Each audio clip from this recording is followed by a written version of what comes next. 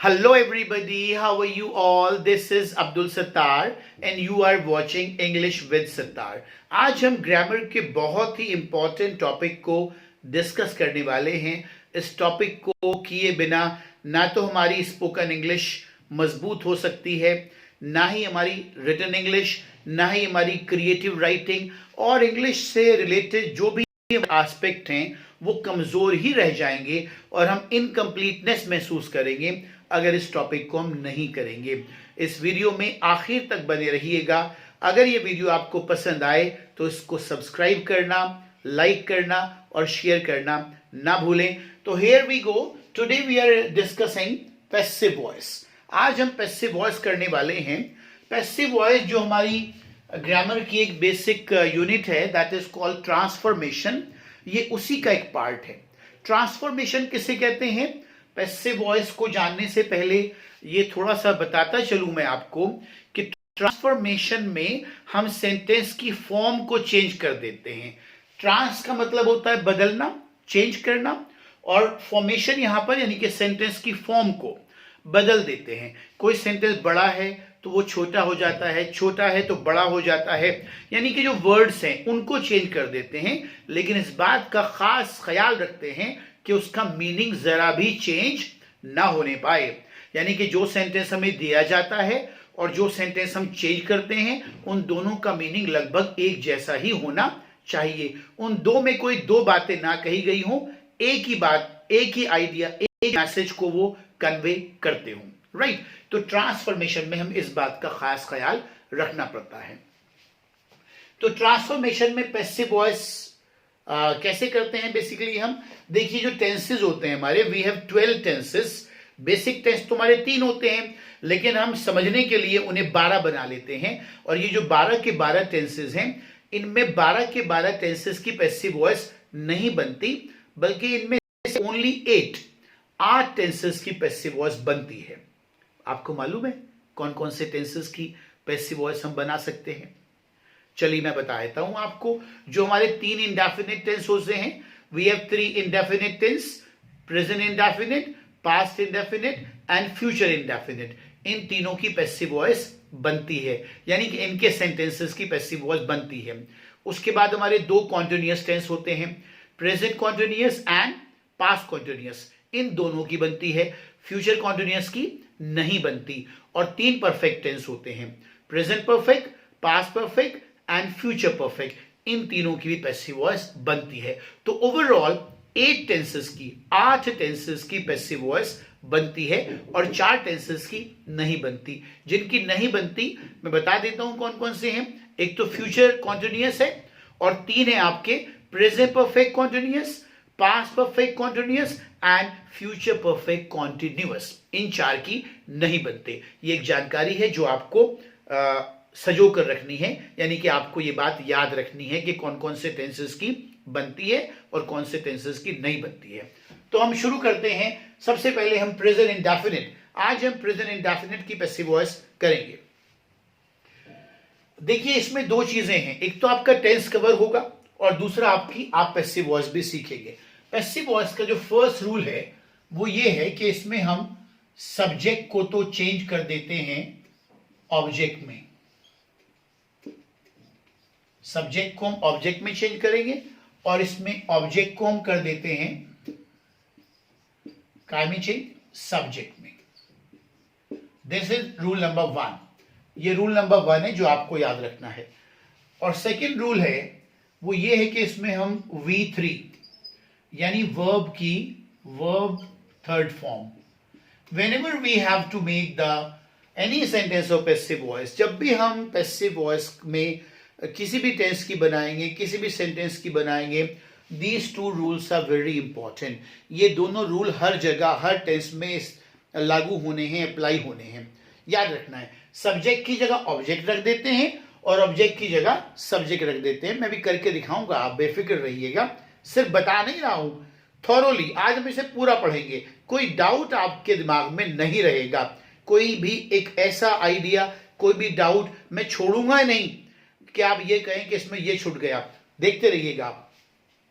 दूसरा रूल है V3 यानी कि वर्ब की हम थर्ड फॉर्म इसमें इस्तेमाल करते हैं। I hope it is clear to you. इसमें एक थर्ड रूल, ये प्रेजेंट इंडेफिनिट टेंस में ही सिर्फ लागू होगा। यानी जब हम प्रेजेंट इंडेफिनिट के सेंटेंसेस बनाएंगे तो हम पैसिव वॉइस बनाते वक्त, फिर सुन लें, पैसिव वॉइस बनाते वक्त हम इज, एम और आर का इस्तेमाल करेंगे। ये तीनों रूल्स चाहे आप लिख लीजिएगा चाहे समझ लीजिएगा। फर्स्ट रूल, सब्जेक्ट का ऑब्जेक्ट, ऑब्जेक्ट का सब्जेक्ट। सेकेंड रूल, वर्ब की थर्ड फॉर्म यानी कि V3। और थर्ड रूल, इज, एम और आर का। ये रूल जो है ना, ये प्रेजेंट इंडेफिनिट के सेंटेंसेस जब हम बनाएंगे तो उस वक्त ही अप्लाई होगा, हर टेंसेस में नहीं होगा। ये दोनों रूल तो हर जगह इस्तेमाल होंगे, लेकिन ये थर्ड रूल जो है ये टेंस के साथ साथ बदलता रहेगा। प्रेजेंट इंडेफिनिट की जब बनाएंगे तो इज, एम, आर का इस्तेमाल होगा। जब पास्ट इंडेफिनिट की बनाएंगे तो फिर किसी और हेल्पिंग वर्ब का इस्तेमाल होगा। तो ये बदलेगा, सिर्फ टेंस बदलने के साथ साथ इसको तो हम चेंज कर देंगे, लेकिन ये दो रूल आपको याद रखने हैं, हर जगह अप्लाई होंगे। आई होप इट इज क्लियर। इसको आप नोट कर लीजिए या इसका पिक ले लीजिए, because I am going to rub it. मैं इसको मिटाने वाला हूं। Okay, now we come to some examples. अब हम एग्जाम्पल्स पर आते हैं। जैसे कि हमारा फर्स्ट सेंटेंस है, शी रीड्स अ बुक। वह एक किताब पढ़ती है। She reads a book. Reads बता रहा है कि ये प्रेजेंट इंडेफिनिट का ही सेंटेंस है। अब पैसिव वॉइस का फर्स्ट रूल क्या है? ये तो है सब्जेक्ट, ये है वर्ब और ये है ऑब्जेक्ट। तो हमने सब्जेक्ट की जगह तो ऑब्जेक्ट रखना है और ऑब्जेक्ट की जगह हमने सब्जेक्ट रखना है। तो ये तो ऑब्जेक्ट है, इसे ले आएंगे अ बुक। अब याद रखें कि हमारे पास जो हेल्पिंग वर्ब है प्रेजेंट इंडेफिनिट के, वो है इज, एम और आर। यही तो है ना। तो इनमें से जो ये अ बुक है, इसको कौन सा वर्ब सूट कर रहा है? अ बुक इज आ गया ना, सिंगुलर है बुक। और रीड का हो जाएगा रेड, READ, रेड। और शी को हम कन्वर्ट कर देंगे बाय हर में। वह किताब पढ़ती है, किताब उसके द्वारा या उसके जरिए पढ़ी जाती है। तो दोनों सेंटेंस की हिंदी एक ही रही। हमने सेंटेंस की फॉर्म को चेंज कर दिया, लेकिन इसके मीनिंग को जरा भी चेंज नहीं किया। दोनों का मीनिंग यही है, वह किताब पढ़ती है और किताब उसके जरिए पढ़ी जाती है। Is it clear? इतनी बात समझ में आई आपके? अब हम इसका नेगेटिव बनाएंगे। शी रीड्स अ बुक का, वह एक किताब पढ़ती है का नेगेटिव। अभी हम पैसिव वॉइस नहीं बना रहे हैं, अभी तो हम इस सेंटेंस का जो कि प्रेजेंट इंडेफिनिट का है, इसका हम नेगेटिव बना रहे हैं। शी रीड्स अ बुक, क्या बना सकते हैं इसका negative? Okay, if you can make, that's very good. तो she does not read a book, ये हमने इसका नेगेटिव बनाया, राइट। अब इसकी पैसिव वॉइस बनाएंगे हम। देखिए, एग्जाम में किसी भी तरह का सेंटेंस आपके सामने आ सकता है। When you do the translation you may come across any sort of sentence. जब आप ट्रांसलेशन बनाते हैं, कुछ लिखते हैं, ऐसे लिखते हैं, तो आपको किसी भी तरह के सेंटेंस को लिखने की जरूरत पड़ सकती है। तो हमें हर तरह से सेंटेंस को बनाकर देखना होगा। देखिएगा, she does not read a book, वही रूल फॉलो करेंगे। अब बुक को शुरू में ले आएंगे, क्योंकि हमने ये ऑब्जेक्ट है, ऑब्जेक्ट का सब्जेक्ट बना लिया। यहां पर डज नॉट है, तो हमारे पास क्या है? हमारे पास हेल्पिंग वर्ब है इज, तो हम लगाएंगे इज नॉट। और रीड की थर्ड फॉर्म रेड, और बाय हर, शी को हम बाय हर में कन्वर्ट कर देंगे। I hope it is clear to you. Is it clear? Okay, अब इसका हम बनाते हैं interrogative. She does not read a book, पहले तो हमने लिखा शी रीड्स अ बुक, उसकी बनाई हमने a book is red bye हर। फिर हमने लिखा negative, she does not read a book. अब हम बनाएंगे क्या? Does she read a book, क्या वह किताब पढ़ती है? ये इसकी हिंदी है। तो इसकी पैसिव वॉइस क्या बनेगी? अब यहां पर तो डज है, लेकिन यहां डज तो नहीं लाएंगे पैसिव बनाते वक्त, हमें अपना हेल्पिंग वर्ब ढूंढना पड़ेगा। जो हम पैसिव वॉइस बनाते वक्त इस्तेमाल कर रहे हैं वो है हमारा क्या, इज। ये है ना यहां पर, तो इज। यहां पर सब्जेक्ट शी है, लेकिन अब तो हमें सब्जेक्ट की जगह ऑब्जेक्ट रखना है, इज अ बुक। और रीड का क्या हो जाएगा, रेड। और by her. I hope it is clear. Clear है भाई। अब देखिए, क्या वह किताब नहीं पढ़ती है, तो does she not read a book. ये जरा क्वेश्चन मार्क। क्या वह किताब नहीं पढ़ती है, पहले तो वो सेंटेंस लेकर आना पड़ेगा ना जिसकी पैसिव बनानी है। ये वो सेंटेंस है। तो यहां पर डज है, तो हमारे पास क्या है, हमारे पास इज है, तो इज। ये सब्जेक्ट है, लेकिन सब्जेक्ट की जगह क्या रखना है, ऑब्जेक्ट इज अ बुक।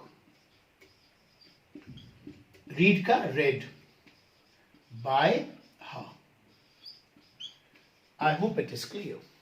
समझ में आया कुछ। अब एक हम बना के देखते हैं WH वर्ड से। WH वर्ड कौन कौन से होते हैं, why, how, when, where. How से करते हैं, चलिए। वह किताब कैसे पढ़ती है, how does she read a book. यही तो है। तो हाउ का तो हाउ ही रहेगा, और डज हेल्पिंग वर्ब है, तो हमारे पास हेल्पिंग वर्ब क्या है, हमारे पास है इज, हाउ इज। ये सब्जेक्ट है, सब्जेक्ट की जगह object, how is a book. और रीड का रेड, और बाय हा। Is it clear. तो मैं आपको ये जितने पॉसिबल सेंटेंसेस थे वो बनाकर दिखाए हैं। ये सेंटेंसेस हमें किसी भी तरह का सेंटेंस बनाने की जरूरत पड़ सकती है। आप इसका चाहे तो पिक ले सकते हैं और चाहे इसको उतार सकते हैं, as you wish, it depends on you. क्योंकि मैं इसको रब करने वाला हूं और कुछ और एग्जाम्पल्स आपको पैसिव वॉइस की, प्रेजेंट इंडेफिनिट की देने वाला हूं, right. You can take the pic if you wish. इसकी एक खास बात और भी है। इसकी खास बात यह है कि अगर आप इसी सीक्वेंस में बनाना सीखेंगे सेंटेंस को, तो फिर कभी गलती नहीं करेंगे। हम एक सेंटेंस तक अपनी नॉलेज को लिमिटाइज नहीं कर सकते, हमें सभी तरह के सेंटेंसेस बनाने आने चाहिए, right. Okay, I am rubbing it so that I may give you some more examples. ये तो मैंने आपको एक सीरीज में जिस तरह से बनते हैं सेंटेंसेस, एक सीक्वेंस में बनाकर दिखाए हैं। अब मैं आपको उस तरह के सेंटेंसेस लिख कर करके दिखाने वाला हूं जो अचानक से एग्जाम में हमारे सामने आ जाते हैं, या जिनको अचानक से हमें लिखने की जरूरत पड़ती है। फॉर एग्जाम्पल, एक ये है, डू यू नो हर। मान लो कोई सेंटेंस आ गया अचानक से इस तरह का। इससे पहले एक बात बताता चलूं, वो जो आपने पिछले सेंटेंस में शी कन्वर्ट किया था ना, सब्जेक्ट को ऑब्जेक्ट बनाते हैं, शी तो हो जाएगा कन्वर्ट बाय हर में, शी बाय हर। अगर कहीं पर ही हो तो ही हो जाएगा बाय हिम में। अगर दे हो तो बाय देम में। अगर वी हो बाय अस में। अगर यू हो तो बाय यू ही रहेगा उसका। और अगर आई हो तो बाय मी। और अगर कोई नाम हो तो फॉर एग्जाम्पल राजू, तो बाय राजू। तो ही, शी, इट हो तो बाय इट। आमतौर से इट का सेंटेंस आता भी है और नहीं भी आता है, तो ये आप याद रखिएगा। She by her, he by him, they by them, we by us, you by you, और आई बाय मी। ऐसे कन्वर्ट करते हैं। तो for example we come across this sentence, do you know her. तो डू आ गया तो do बता दे, ये हमें बताएगा डू का इस्तेमाल कि ये सेंटेंस प्रेजेंट इंडेफिनिट का है। तो हमें क्या करना पड़ेगा, हमें यहां पर पैसिव वॉइस बनाने के लिए हेल्पिंग वर्ब से ही शुरुआत करनी पड़ेगी। सब्जेक्ट का तो बनाते हैं ऑब्जेक्ट, और ऑब्जेक्ट का बनाते हैं सब्जेक्ट। ये सब्जेक्ट है और ये ऑब्जेक्ट है। तो ऑब्जेक्ट को जब यहां लाएंगे तो हो जाएगा शी, तो इज शी। क्या तुम उसको जानते हो, इज शी। नो का हो जाएगा नोन, KNOWN थर्ड फॉर्म, और by is she known by you. बनेगा तो देखो इस तरह से सेंटेंस ये लेकिन आमतौर से हम नोन के बाद जो प्रीपोजिशन रखते हैं, ये एक्सेप्शनल सेंटेंस है, वो रखते हैं शी नोन टू यू। अगर आप ऐसे लिखेंगे एग्जाम में यही सही माना जाएगा, लेकिन अगर ये सिंटेक्स में दिया जाएगा यानी इस सेंटेंस में गलती ढूंढिएगा तब आपको यहां पर टू लगाना पड़ेगा। Is it clear? एक और देखें sentence, is she known to you. एक और देखिएगा सेंटेंस आप,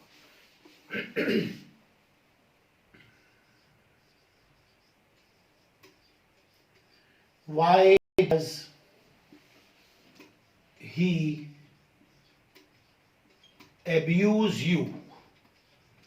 वह तुम्हें गाली क्यों देता है?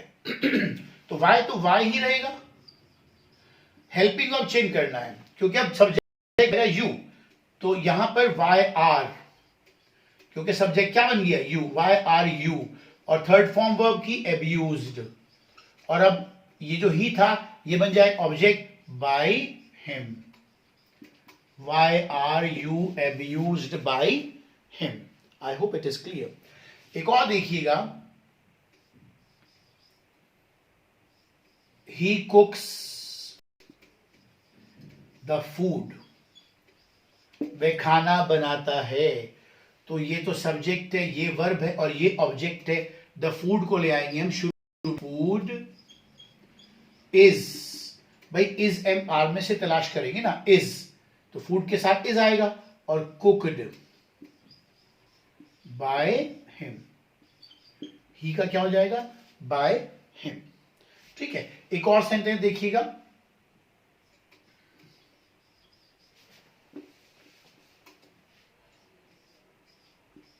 Do they play cricket? क्या वे क्रिकेट खेलते हैं?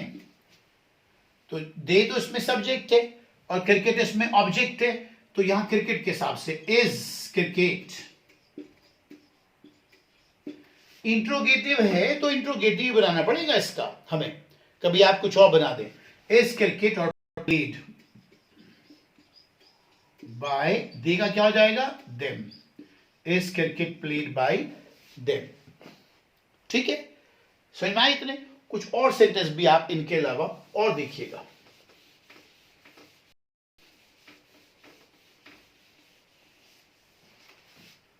यू इंसल्ट मी, आप मेरी बेइज्जती करते हैं। यू इंसल्ट मी, तो मी ये ऑब्जेक्ट है और ये वर्ब है और ये आपका सब्जेक्ट है। रूल क्या है? सब्जेक्ट का ऑब्जेक्ट बनाते हैं, ऑब्जेक्ट का सब्जेक्ट बनाते हैं। तो मी को हम शुरू में ले आएंगे आई, और इसमें आई के साथ इज एम आर में से क्या आएगा? Am, I am insulted by you, I am insulted by you. I hope it is clear. एक और देखिएगा, they do not help the poor, वे गरीबों की मदद नहीं करते हैं। they do not help the poor, they इसमें सब्जेक्ट है, help इसमें वर्ब है, the poor इसमें ऑब्जेक्ट है, तो the poor को ले आएंगे शुरू में, the poor। अब बताइए इसके साथ वर्ब क्या आएगा? द पुअर का मतलब सभी गरीब लोग, ये सब्जेक्ट आपका प्लूरल है। द पुअर आर नॉट, जैसे यहां पर डू नॉट था तो हमारा अब क्या हो गया? पैसिव वॉइस बनाते वक्त आर नॉट, और हेल्प का हेल्प्ड बाय देम। ठीक है, एक और सेंटेंस देखिएगा, शी लव्स हर हस्बैंड, वह अपने पति से प्रेम करती है। तो she subject, loves verb, her husband object, यह आएगा शुरू में her husband. Is am are में से क्या आएगा? Is loved by her. I hope it is clear. सीख रहे हैं ना? राइट। तो I am going to rub it so that I can, कुछ और सेंटेंसेस मैं आपको देता हूं जो थोड़े से अलग है इनसे, वो देखिएगा। जैसे this is the sentence, we respect him, हम उसको, उसका आदर करते हैं।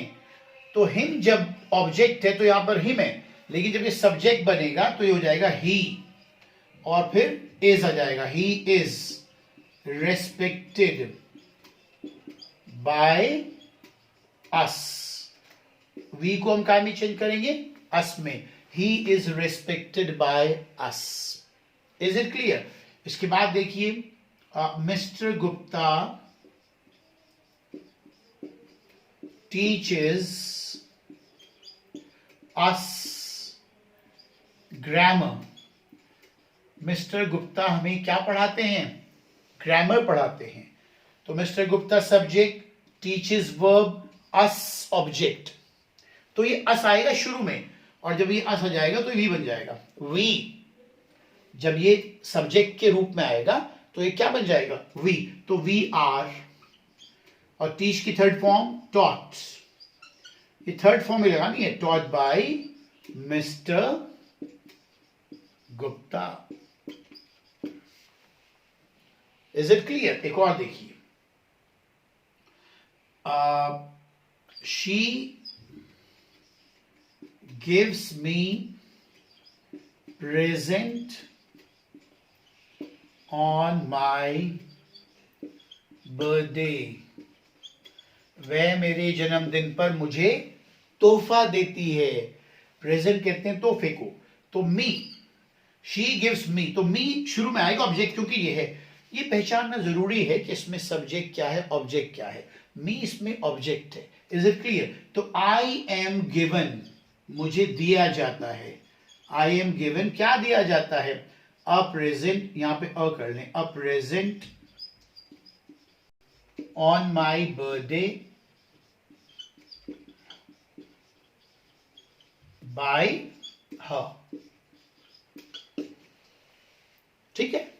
जब ये एज एन ऑब्जेक्ट आते हैं तो ये ऑब्जेक्टिव फॉर्म में आते हैं, लेकिन जब ये सब्जेक्ट बनते हैं तो सब्जेक्टिव फॉर्म में आते हैं। ये बात यहां पर याद रखनी है। मैं आपको बहुत सारे सेंटेंसेस जब हम इसकी प्रैक्टिस करेंगे उस वक्त भी कराऊंगा, तो उस वक्त भी बने रहिएगा। ठीक है? आज मुझे उम्मीद है कि बहुत सारे कॉन्सेप्ट आपके इसके क्लियर हुए होंगे। वन बाय वन हम सभी टेंसेस को इसी तरह लेंगे। आप बने रहिएगा। ठीक है? Okay, that's all for the day. Bye bye.